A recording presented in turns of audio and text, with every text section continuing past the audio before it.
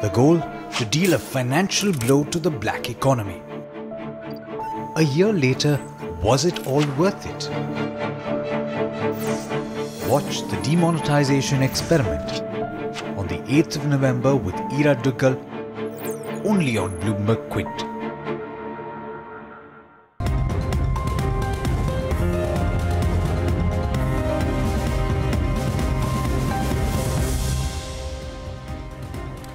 Good afternoon and welcome to Bloomberg Quint Live. I'm Alex Matthew and these are the headlines. Indian markets trade in a narrow range with the Nifty hovering around the 10,350 mark. Pharma stocks bucked the trend with Cipla leading the charts. Investors put in 16,000 crore rupees into mutual funds in October alone, posting the 19th straight month of inflows into financial assets. And Bharti Airtel is the top Nifty loser today after more than 4% stake changes hands at a price lower than yesterday's closing. And with that, it's over to Darshan Mehta for Hot Money. Thank you, Alex. Hello and welcome to Hot Money on Bloomberg Quint Live, India's first digital live streaming business news service. This is a show which gets you a complete wrap of all the stocks that are buzzing in trade. I'm Darshan Mehta. Joining us on the show today is Ashwin Agarwal of Newberry PMS, Vinit Bolinjkar of Ventura Securities and Amit Mantri of 2.2 Capital. Today on Hot Money, we will discuss stocks like VIP Industries, Lupin, Bata, NBCC and Tata Global Beverages. Let's move on to the first stock, and that is VIP Industries. The numbers came out a few days ago. Not the best of the numbers, but the counter has been rallying significantly. Even if you look on a YTD basis, the stock is up almost 160%. So is there more steam left for VIP? Are there better avenues for if you want to play the entire luggage space? Let's ask our guest. I'll start with you, Amit. Do you have a view on VIP? Is valuation fair at almost 33 times next year's earning? Yeah, the valuations are clearly quite rich, but I like the luggage space fairly a lot. The main reason being there's significant tailwinds which are benefiting the luggage industry. Domestic travel is booming. The currency and the crude prices having been low, the raw material costs are in check, and more importantly, there is this huge shift that's happening from the unorganized sector to the organized space. And VIP being the largest player in the luggage space, it's being the biggest beneficiaries of that shift. Yes, the GST rate that came out on luggage, which is 28%, which was much higher than the 18%, 19% that they were earlier being charged.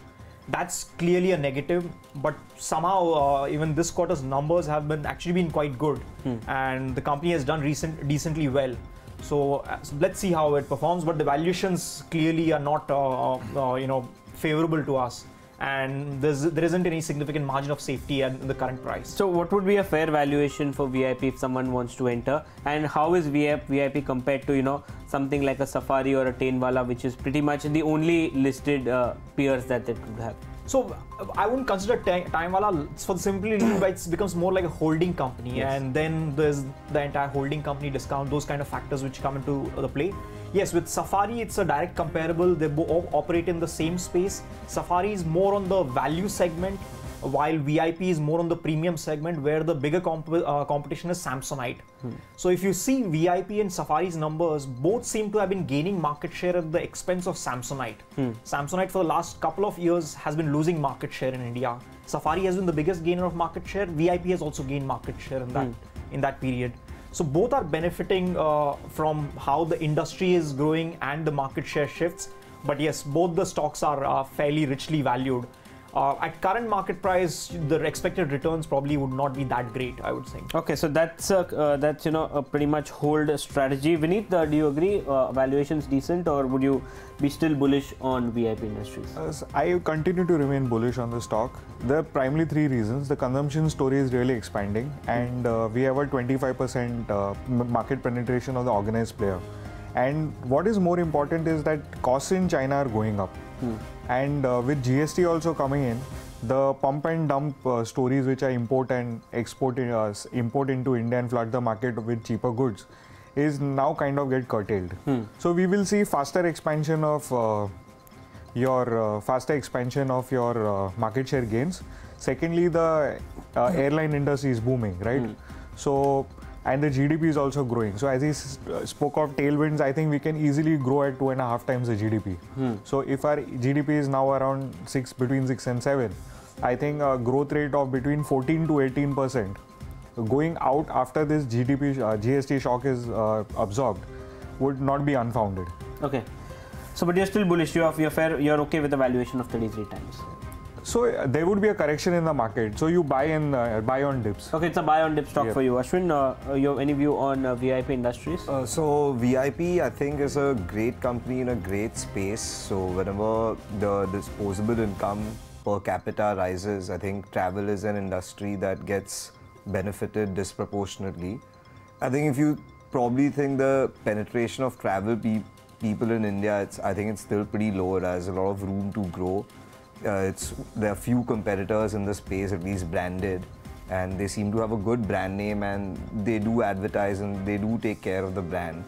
Long term, I mean, there could be a lot of positives. They could make their brand value greater, or they could there could be there could be tie-ups. Whatever, like the fundamentals of the business look great, but I think the valuations, they are richly valued where you would get a market return. So to earn alpha, I would say you would want to buy in at a dips, but it's a great story if you want to play the next 10, 15 years. Okay, so that's the view that's coming in on VIP Industries. I think the common thread that we're getting is that valuation at this point of time is expensive. Probably valuation or waiting for the company to come down at a lower level is something that our guest would do at this point of time.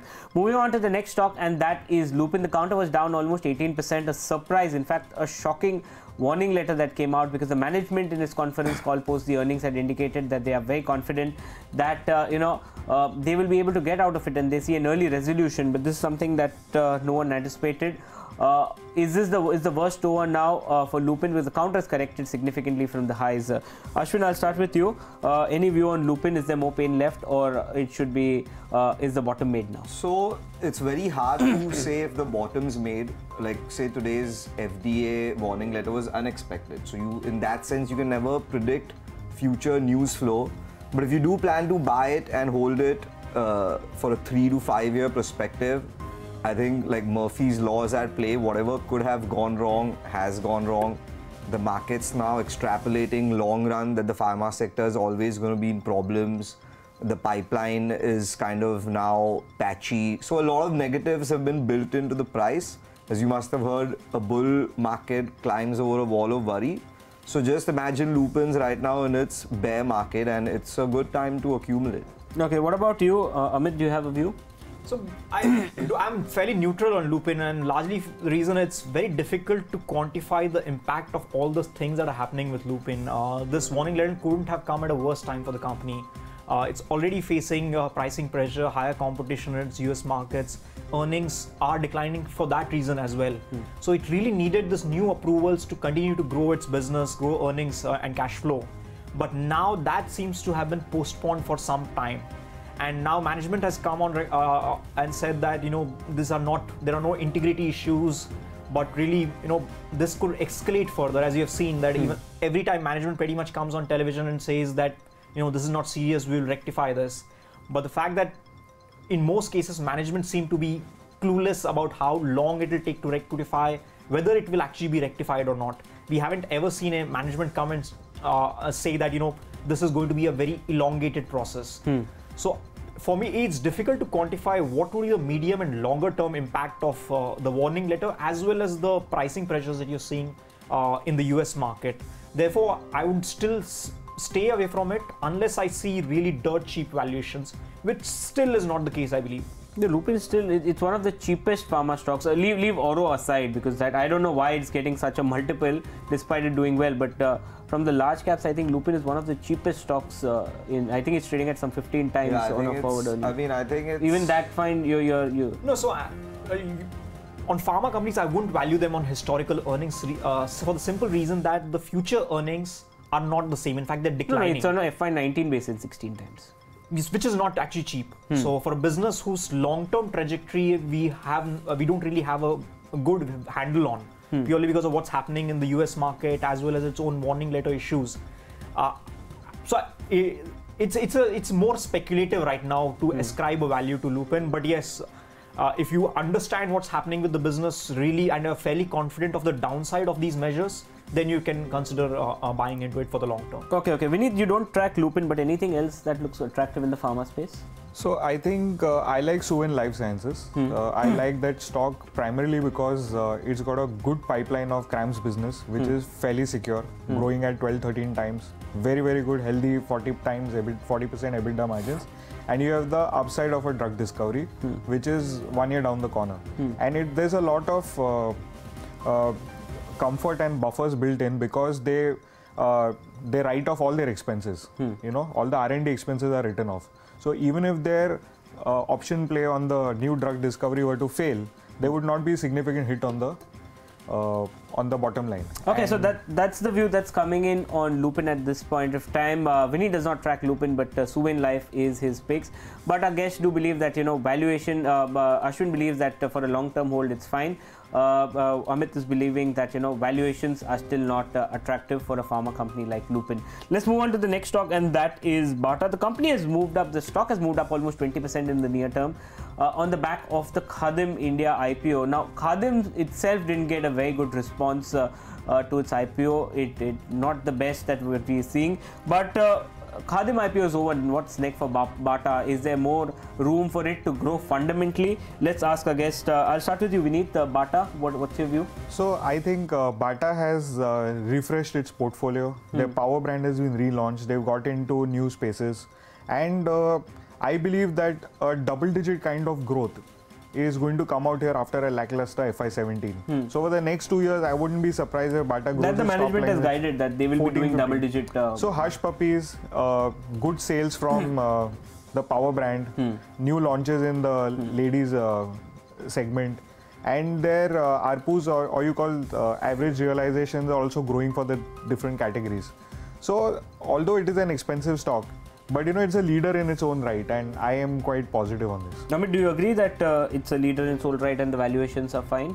So I have a contrary view, and in fact we have a structurally negative view on Bata for the simple reason that Bata is largely a physical retailer. It has its own stores through which it sells footwear, and e-commerce is a big threat to offline retail. If you look at how e-commerce has boomed in other markets, be it US, China, footwear has been the segment, one of the segments which has been largely impacted by e-commerce. And Bata when it comes to the e-commerce threat is most exposed. They don't really have a good e-commerce strategy right now. And they are still continuing to expand on the physical store network. I would expect that maybe not over the next 1 year, but over the longer term, they will see a significant decline in same-store sales growth. Margins on the stores will start getting impacted, just like they've been happening for the leading companies in China and the US markets. As e-commerce in India starts becoming more mature. So fairly, I would say negative from a longer-term perspective on Bata India. I would much rather prefer a footwear retailer which is more brand-focused and more agnostic to which channel. I would invest at current valuations, but something like a Relaxo, which is more focused on selling irrespective of the channel. Bata is very focused on physical retail, and not as much as on other channels, which might be Bata not on online? No, it is. But if you look at, for example, on Amazon, Flipkart, Myntra, if you see the penetration of Bata versus other leading players, be it the foreign brands, Puma, Nike, Reebok, or even the Metro shoes, the domestic Indian brands, Bata has insignificant sales coming from e-commerce and still is growing the offline channel much more, which I think could be a big challenge in the future. No, but what about the rural play? They have significant presence there and rural is not there, so that isn't there where they would get that advantage? So, see, I'm not questioning whether the Bata's brand is strong or not. It's a brand that we've all bought at some point of times. Then they have excellent brands which are also growing fair bit, Hush Puppies, which they've licensed. But these brands have much lower margin because they need to pay a certain royalty. These are not their own brands. When it comes to the rural play, it's even tier 2, tier 3 is seeing pick up from e-commerce. So even tier 2, tier 3 is buying from online channels. And now they have the opportunity to buy any product which might not be available in their local market. So I would just look at how footwear retail has panned out in, say, China and the US and try to see if that might be the similar way it pans out in India. If it does, Bata would be under significant threat. Okay, what about you, Ashwin? There's one positive view, one negative view. Which side would you lean on? I would analyze the company exactly the same way as a VIP. They're both a consumer brand name. Their success in the long run would largely depend to how they handle their brand name. So like VIP, I think Bata also has an excellent brand recall in India. So I mean, the brand itself has a power to sell some shoes. Their online sales are, I think, only 4% of total sales. But I guess they have looked at it as an avenue. I think as far as keeping retail stores, that could be good in some way, because a lot of retailers do require some physical presence. But I completely agree that could be negative for margins in the long run.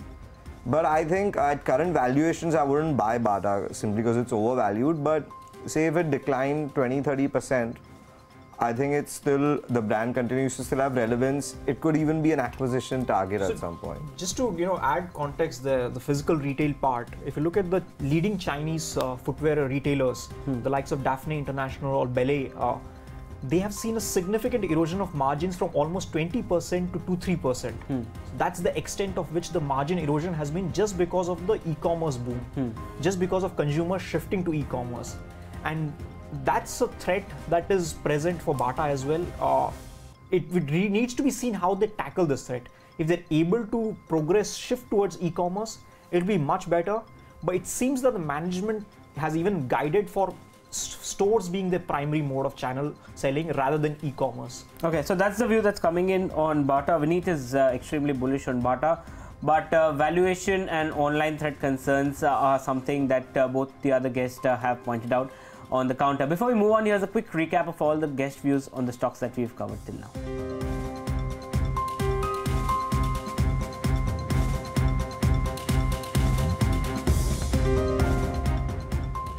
Okay, the next stock is NBCC, was one of the top gainers yesterday post a Bank of America Merrill Lynch report that came out indicating a 25% upside in the counter.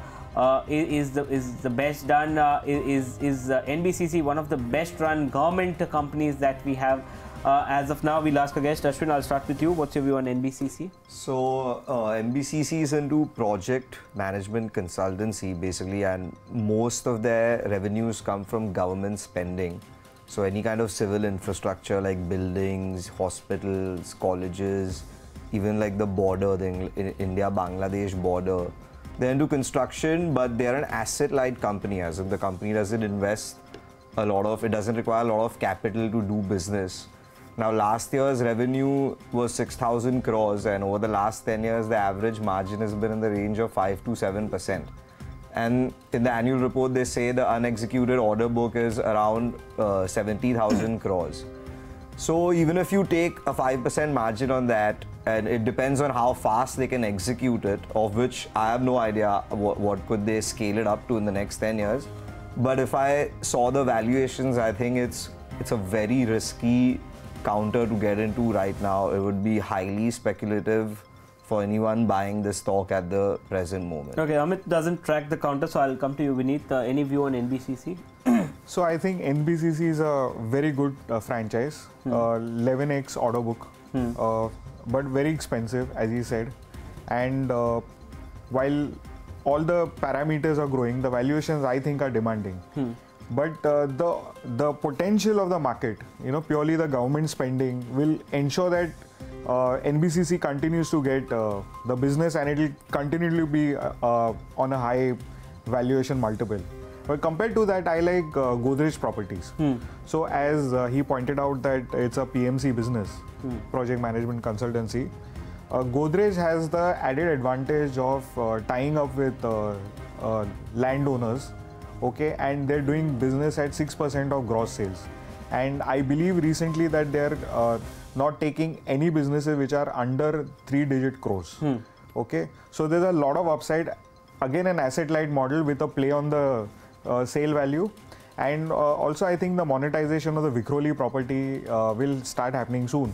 So given that, I think there is a sizable play here compared to NBCC. Okay, so that's the view that's coming in on NBCC. Vineet says that He likes NBCC, but he would prefer a Godrej Properties at this point of time. Amit does not track the company, and Ashwin is indicating a negative view on the counter. And on to the final stock of the day, Tata Global Beverages.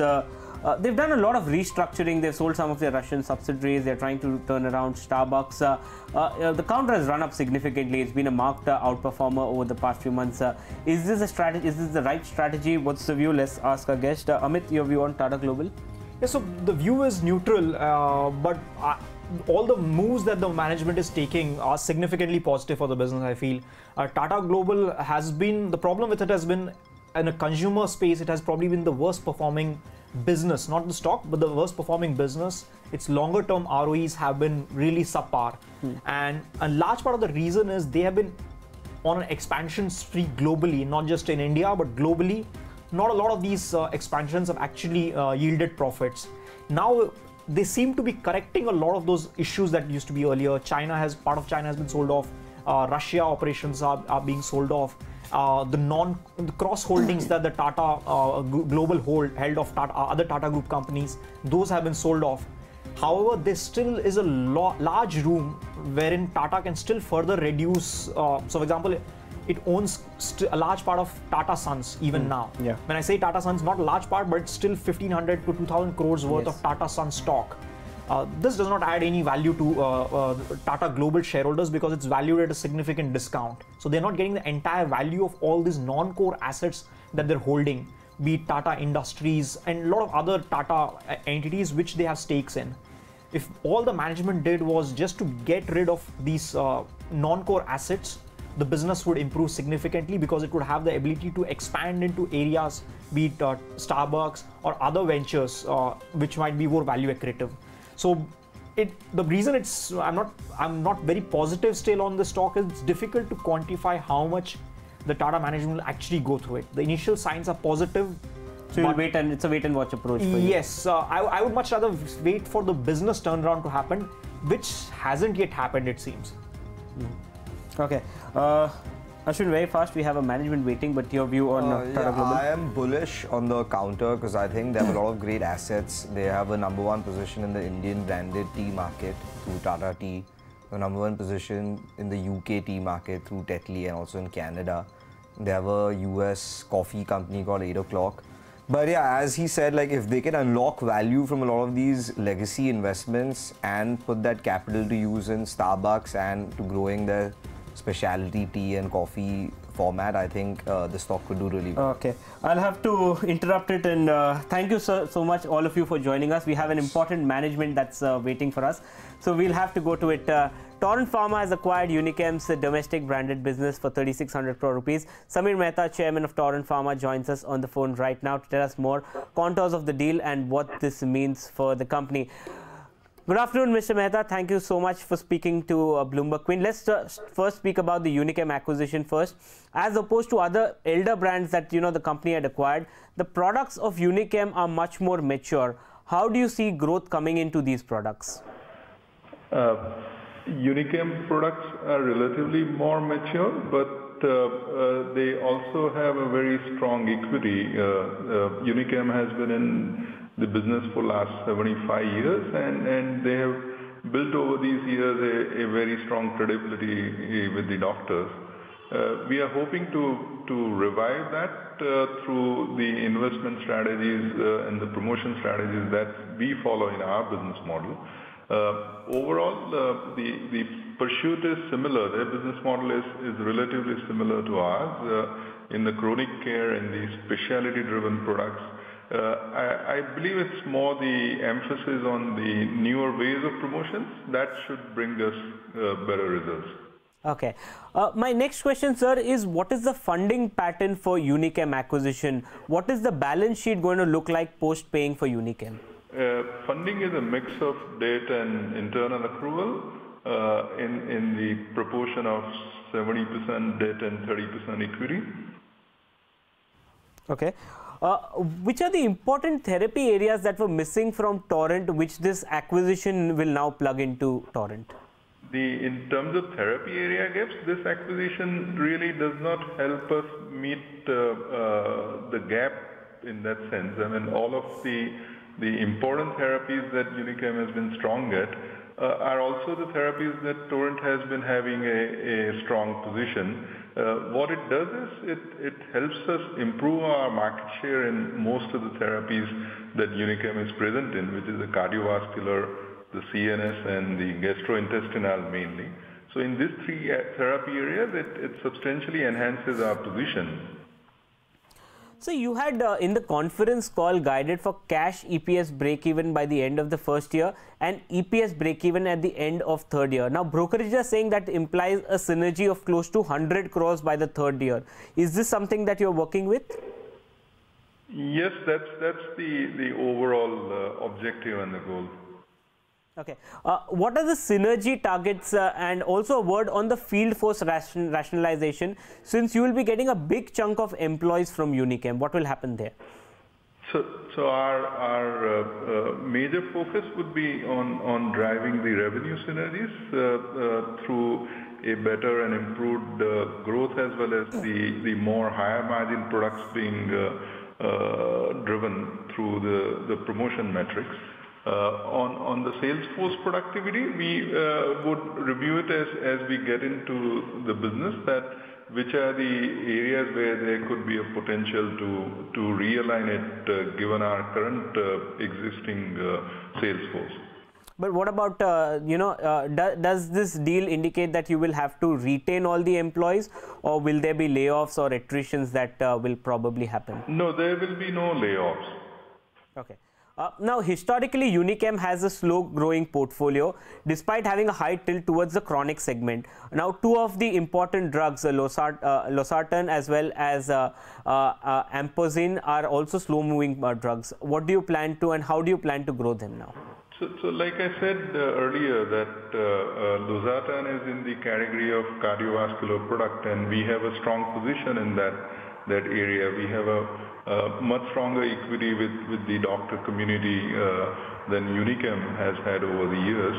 And as I said, that there are the newer ways of investment and promotion that we are hoping to bring in. So which Unichem probably might have laid a lesser emphasis over the last few years. And so given that, we are hoping to build on to the Losar portfolio. Will your focus on the Indian markets be more, given that several analyst notes have actually indicated that your US strategy is not being seen as scalable? I do not think that the issue is that it's not scalable. I mean, we've been relatively a late entrant into the US market. Besides building India, we had chosen to pursue initially Germany and Brazil as our overseas market bets.